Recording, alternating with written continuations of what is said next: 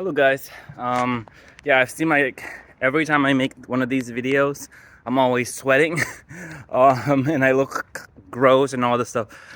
Just went out for another run, and that's usually the time I make videos. I have a house packed full of people, so I don't want to make these videos, disturbing them. So I usually take the time of when I come out to run. So yeah, yes, I understand.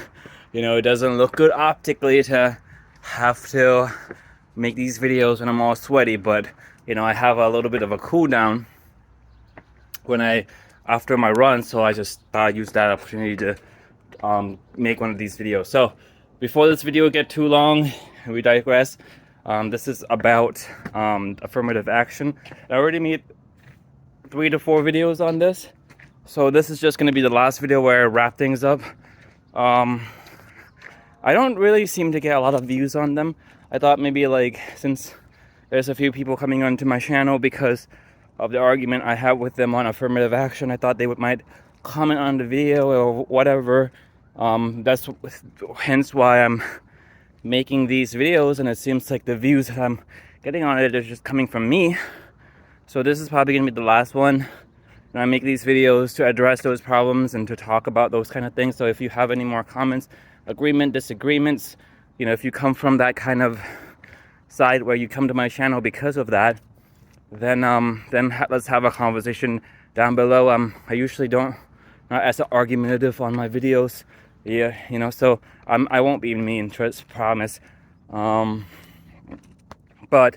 the final thoughts on affirmative action is going to be a few topics that I haven't talked about in the other videos, and that's some of the misconstruction of, like a lot of these media company will go and do interviews at these Harvard University and the Ivy League school and interview people who are already in these school, what they think about affirmative action.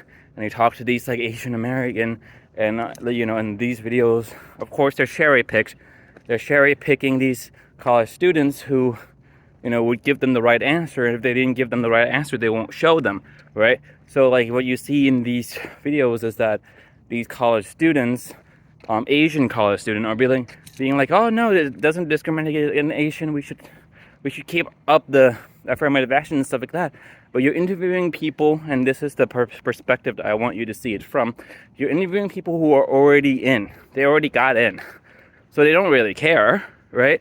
They're not interviewing people who got rejected, right? The Asians that almost made it, who's waitlisted, and trust me, when I was in high school, I know a lot of Asian Americans that I went to school with in my hometown in Pennsylvania, where it's a very academic center school. They got waitlists in these Ivy League school.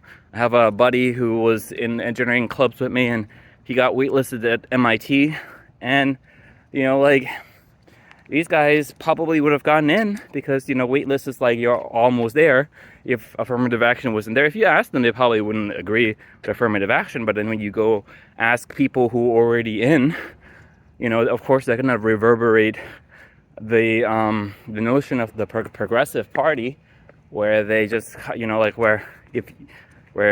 you're in these really progressive colleges, you either go along or you shut up, right? If you have a different view, then you're probably gonna get canceled.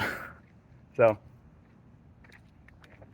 yeah, so that's one of the points. Yeah, I know the statistics: 5% of the population are Asian, 22 of the people in Harvard are Asian, right? But then Asian have the culture of chasing or gravitating toward education. So it's actually should be higher because there's probably a lot more Asian applying than other races, right? So that's the point. And the other point I would like to talk about is how affirmative action hurt, black students who are in these institutions. Not even in this institution, after they graduate, right, with that degree, they're gonna have to carry the burden of not knowing whether or not they're at these top school because they deserve to be there, or because of affirmative action, right? And that hurt them more, because if they're a very excellent student, even if they're like, they have better score than 99% of people there, they don't know, and they're gonna have that label throughout there. They're gonna have people who you're gonna look at them, right, and think of them as, oh, you're already there, only there because of affirmative action. You see them at like these jobs, at these really high-end jobs, and people are going to think of them as, and they're even going to think that, oh, they only have that because of affirmative action, and they don't know. And I think one of the person who did like a thing on campus, Steven Crowder, and I know there's a lot of controversy with Steven Crowder, but I think what you can get away from this video, from his video, is that he has a conversation at one of these universities in Texas, and he talked to one of these girls, and she was really on the brink of tear because she absolutely hated affirmative action. She's a black student, and she just started crying because she just doesn't know whether or not she is there because of affirmative action or because she deserved to be there. And it's just one of these things where, yeah, if you're one of those guys who have tough skin and you don't care and you just like to take, then that's great. Great for you. But if you're more empathetic and you want to do things fairly, then that's really, really gonna eat on you, right? As a black individual, you don't know if you're in medical school because you're black or because you deserve to be there. You just don't know, right? And now, because of affirmative action steps being to take affirmative action off the table, these students can, rest easy if they make it into these Ivy League schools. That, yeah, I made it in without affirmative action, so I deserve to be there. So then, like, people who go to visit the campus, people who they talk to at their work or whatever, that they say, oh, I went to Harvard, I went to Ivy League, and they get a job at Google or whatever, they can be like, yeah, I got there. And they don't need to fear that they get there because of affirmative action. They don't need to think lower of themselves, right? And that's just one of those things where when you have unfair advantage, you don't know if you deserve it,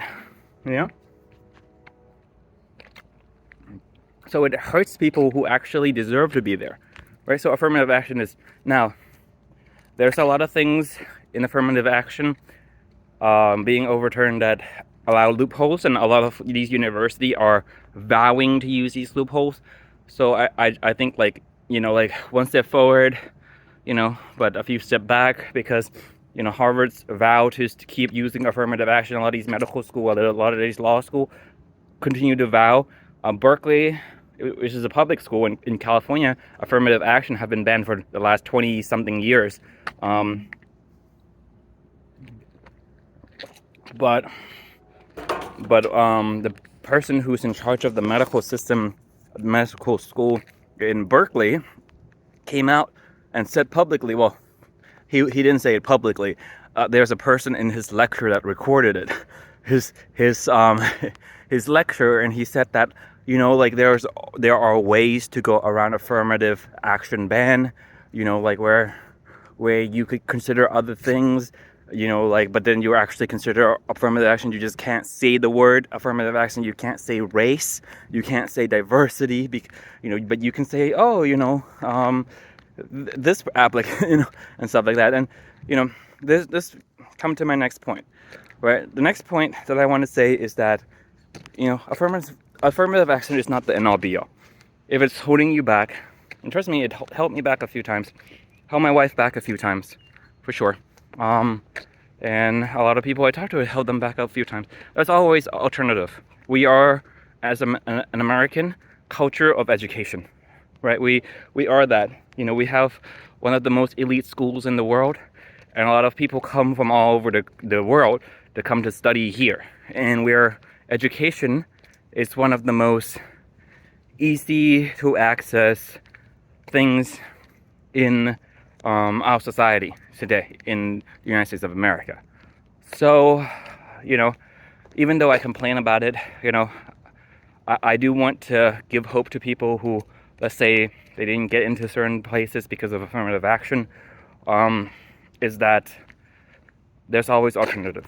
For myself, I went to a community college. I actually started off at a state school, and it's one of the top engineering schools in the country. I just couldn't compete. So I went into the Air Force, gained some integrity, some discipline, and I was able to finish my physics/engineering degree. But it took a while. Right? I went to a community college first, then I went to a bigger school, got my bachelor, and then now I'm in Johns Hopkins. Now I also I got into a PhD program at Liberty as well for engineering. So that's kind of up in the air where I want to go.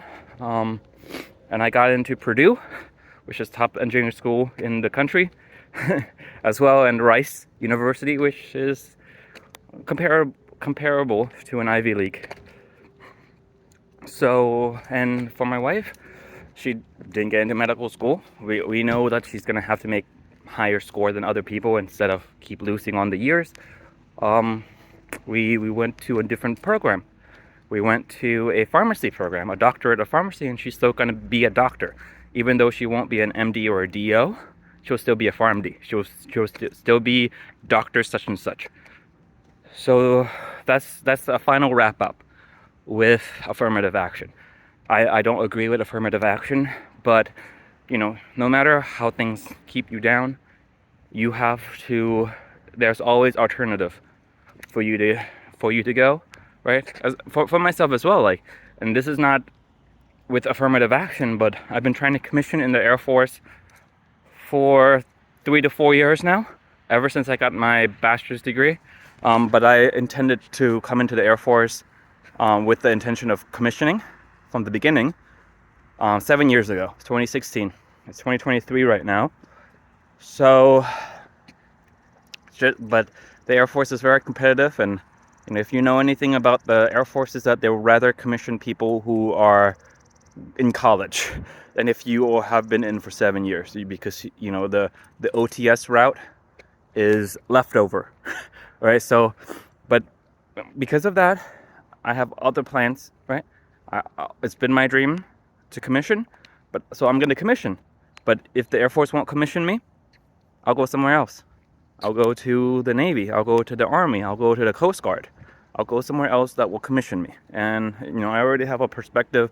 I already got a guaranteed commission in the Army. Just waiting on the other branches so I can make an informed decision.